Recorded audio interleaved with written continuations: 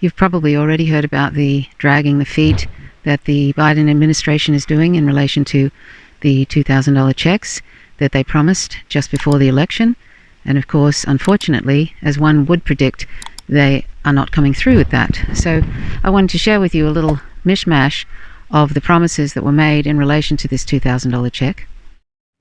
If you send John and the Reverend to Washington, those $2,000 checks will go out the door. We will be able to pass $2,000 stimulus checks for the people next week. We'll deliver the $2,000 stimulus checks, and that begins with the $2,000 stimulus. When you send me and Reverend Warnock to the Senate, we will pass those $2,000 stimulus checks. You send me and Reverend Warnock to the Senate, we will pass those $2,000 stimulus checks. They will make decisions about whether we give people a $2,000 check. We need to pass $2,000 stimulus checks for the people. For getting people the $2,000 in relief, direct payment. Congress should pass $2,000 checks. President-elect Biden and Democrats are all pushing for $2,000 relief checks. $2,000 stimulus checks. $2,000 relief checks. $2,000 relief checks. They should send $2,000 checks to the American people right now. Supporting $2,000 relief payments right now. We need to be passing the $2,000 stimulus relief checks. That means we need John Ossoff and Raphael Warnock, who will go to D.C. to ensure the $2,000 checks. You see ads that say, want your $2,000 stimulus check? Vote Democrat. Vote for Warnock. Stimulus check. Chuck Schumer's trying to increase it to $2,000. Well, I actually have a bill for that. One of the first things that I want to do when our new senators are seated is deliver the $2,000 checks to the American families. And the debate over $2,000 isn't some abstract debate. $2,000 checks, so kind of actually $1,400 checks. By electing John and the Reverend, we'll put an end to the block in Washington on that $2,000 stimulus check. 10 moderate Republicans want a seat at the table to pitch a slimmed-down relief proposal. That money that will go out the door immediately. What they might be willing to do is negotiate on those stimulus checks. How can you assure Americans that relief will come and come soon? Have you ever known anyone in the history of the United States of America that could be president and assure exactly what the Congress is going to do? That money that will go out the door immediately. And that's not hyperbole, that's real. This is how any administration looks after its people. It just doesn't look after them. That's sort of irrelevant. They're irrelevant. The only ones that really matter are the 1%, the people in power, the corporations, the inverted totalitarian state. That's who matters. So now I want to show you something that I saw, which is, it's just awful. It's about Syria and the devastating sort of poverty that's happening because of the 10 years of US warmongering and US backing ISIS and al-Nusra and those various terrorist groups. People are having trouble now getting food, and they're basically eating off the back of garbage trucks now at the dump, at the tip. It's just appalling. And all ages are there. And there's just the prices of food have skyrocketed. I'm not sure what Assad can do, but it's actually all this, the sanctions, war for 10 years has just devastated everything. This is what they've been doing to Syria and other countries. Yemen is basically, there's a genocide going on which the US has backed. They're doing it to Venezuelans, economic sanctions on Venezuelans, which has caused the deaths of 40,000 Venezuelans since 2017. They're doing this to Iranians. Economic sanctions are causing terrible suffering there and death. This terrible situation that it visits all these different countries, and there are more I haven't named, that is inflicted by US empire in its effort to basically have full spectrum dominance, to basically destroy countries and make them either failed states so they can go in there and bring their corporations and pillage and plunder the resources of that country and basically then take over, bring in corporations and take over. That same thing is happening within the United States to people now on a very big scale. And it's not just black and brown people who have been experiencing this for a long time. Now it's just the general population. So basically, those that couldn't care about what the US empire was doing overseas, its imperialist wars on lies, which it's trying to, by the way, start a war on Iran, claiming that they're going to have a nuclear bomb soon. This is Blinken, Secretary of State Blinken. He is pushing this it's almost like this is Iraq and the WMD lie all over again. Pushing the notion that Iran in a few weeks is going to have a nuclear weapon. So all these various countries that are in the crosshairs of US empire and are suffering terribly economically, because economic sanctions are an act of war. Within the US, the same thing is beginning to happen to the whole population through this COVID pandemic. And not only that, of course, but more and more increases in taking away the civil liberties of the citizens. And of course, the recent Capitol building insurrection they were already going to bring in like a Patriot Act 2.0, and now they can use this insurrection as a reason to increase power over the population. Anybody who really didn't pay any attention or did not care what the US empire was doing to all these different countries overseas, basically the chickens have come home to roost, as the saying goes. And now everybody's experiencing, and will in the future even more so, experience what these countries like Syria are experiencing. Fascism is capitalism in decay. Capitalism is inextricably linked with imperialism. So anyway, I'll show you this clip of what these Syrians are going through, thanks to US empire and the terrorist groups that they have been cultivating since Afghanistan in the 80s, the Mujahideen and onwards.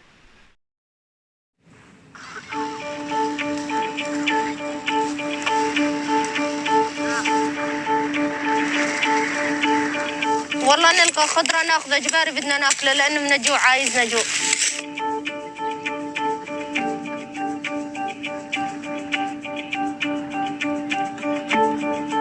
والله عيشة من جقلة الموت. ولا بيمات الموت أحسن، ما في عيشة بالكذب. ما كل شيء غالي، كيلو البرتقال بالشهر مرة واحد ياكله، كيلو التفاح بالشهر مرة واحد ياكله.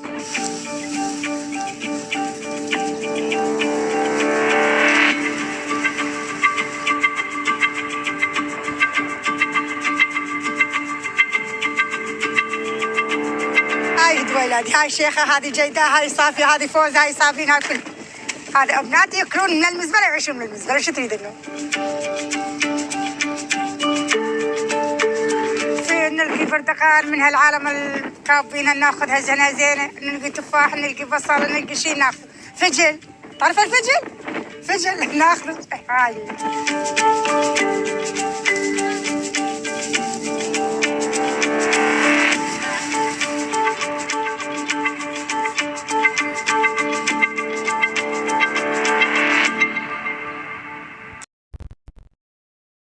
And finally, the people in power, the billionaires, etc., the 1%, the establishment who are happy to take away everything from the public, are now talking about this thing literally called the Great Reset at the World Economic Forum. And I'll show you a little clip of this, which is kind of some of the things actually I actually agree with.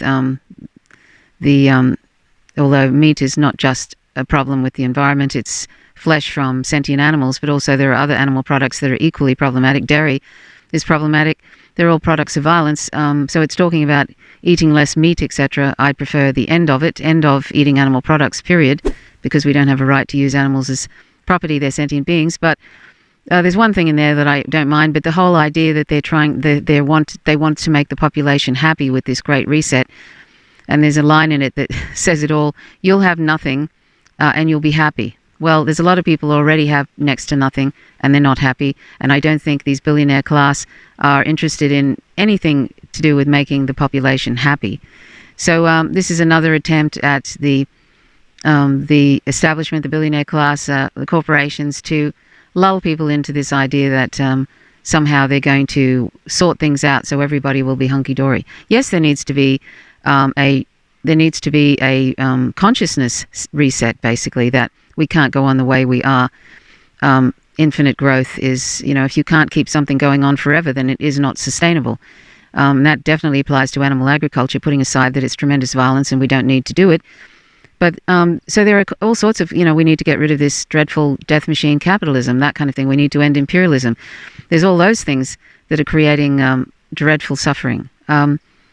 there's a lot of things we need to do, but we don't need a billionaire class that is happy to take everything away from people and remain that way while they're patting people on the head and saying we're going to make you happy. That's a nonsense. So it's amazing that they think people are that stupid. So the World Economic Forum, that's what they were talking about, the Great Reset. So I might show you a clip of Russell Brand talking about it because he's quite funny. So I might show you a few minutes of that. And then at the end, I'll show you something by Ralph Nader. He was talking about what people need to do within the United States to get some politicians to do what one needs to do to push politicians. Anyway, so of course, that's not the main thing we need to do. Really, is organize outside of the duopoly. If we live in the United States, that's what we need to do, and we need to try and figure out a way that has nothing to do with capitalism, because it's a death machine, as I said, and it's ecocidal. There's a lot of things. But anyway, I'll show you that by Ralph Nader just at the end where he was on the Brianna Joy Gray's Bad Faith podcast. So thanks for watching. Stay tuned for this end bit with the Great Reset. Till next time. Bye for now.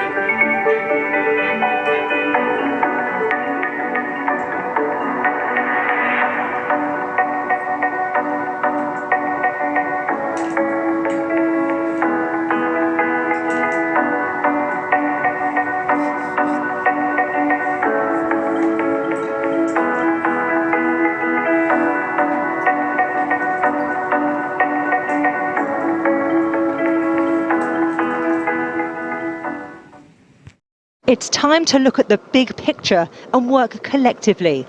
That's the message from day one of Business Bonanza, the Davos Agenda. This year's World Economic Forum has moved online because COVID. Davos this year cannot be the usual networking fest it's built its reputation on. Davos regulars like Angela Merkel and Bill Gates will check in from around the world, as well as Vladimir Putin, Prime Ministers of India, Japan, Spain, Greece, Israel, Singapore, Presidents of France, Korea, Argentina, South Africa, Secretary General of the United Nations, Director General of the World Health Organization, Governor of the Bank of England, Secretary General of Interpol. The agenda has been shaped by the pandemic and organised around the Great Reset. So I suppose when you talk about it being a conspiracy, it ain't a conspiracy if it's candidly spoken about and explicitly stated. That's not a conspiracy, that's a sort of an agenda.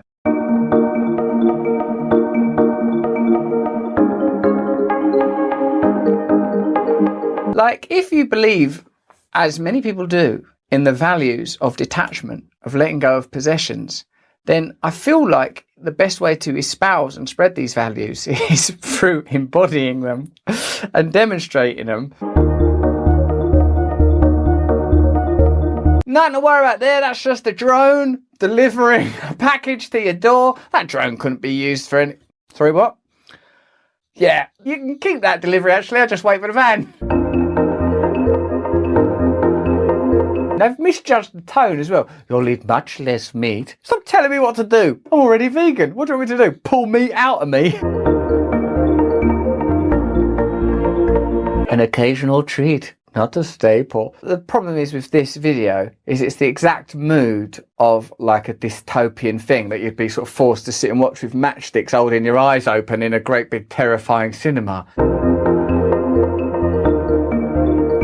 And then it just goes into bad things. Also, 1 billion people will be displaced by climate change. Finally! No, that's the bad bit. This is the first opportunity of 2021 for business leaders to come together to talk about jobs, the green economy, and how to shape future sustainable growth. Markham White is one of the people that brought to our attention the phrase, "you will own nothing and you will be happy." My question is, if I don't own anything, then who does? Who controls the resources? Well, it seems like the most obvious answer is the very people who practically own everything now, i.e. members of the World Economic Forum. No conspiracy, just factual and well-stated intentions. Yeah, I'm a bit concerned. Well, Markham, I share your concerns and I share your diagnosis. Now, would you believe it, but Naomi Klein is able to better articulate this than I am, perhaps through years of experience, diligence and study. Here's some interesting things that Naomi Klein says that you might dig. In 2003, WEF founder Klaus Schwab introduced the tradition of each January summit having a big theme. The Great Reset is the latest edition of this gilded tradition. Like the WEF's earlier big themes, the Great Reset is not a serious effort to actually solve the crisis it describes. On the contrary, it is an attempt to create a plausible impression that the huge winners in this system are on the verge of voluntarily setting aside greed to get serious about solving the raging crises that are radically destabilizing our world. All kinds of dangerous ideas are lurking under the Great Reset's wide brim, from a reckless push to more automation in the midst of a jobless crisis, the steady move to normalise mass surveillance, biometric tracking tools, and the very real problem of Bill Gates' singular power over global health policy. For oil companies, the more climate action can be conflated with an organisation known for its traffic jams of private jets and its Bond villain founder, the easier it will be to resist any climate plan at all. This messaging is gaining traction not because people are suckers, but because they are mad, angry, and they have every right to be. Lockdown policies have demanded months of individual sacrifice for the collective good without providing the most basic collective protections to keep families from slipping into starvation and homelessness, or to keep small businesses afloat. Meanwhile, trillions have been spent to backstop markets and bail out multinationals, and pandemic profiteering is rampant. Is it any wonder that so many find it entirely plausible that the same elites who expect them to swallow all the coronavirus-related sacrifices while they party in the Hamptons and on private islands would also be willing to exaggerate the risks of the disease to get them to accept more bitter, green medicine for the common good? But you see, after a while, you make the representatives say no, no, no. That you develop power. You develop a counterintuitive type of power. You know, Eugene Debs once said, the great labor leader, he said, you know, when you want to change the power structure, you got to be ready to lose until you win. And if you have a short attention span, and if you're so sensitive as a citizen that you're blistered by moonbeams, and you take no personally, you'll never get to that eighth no, at which you constantly keep mobilizing, constantly keep building, constantly increasing the righteous indignation of people.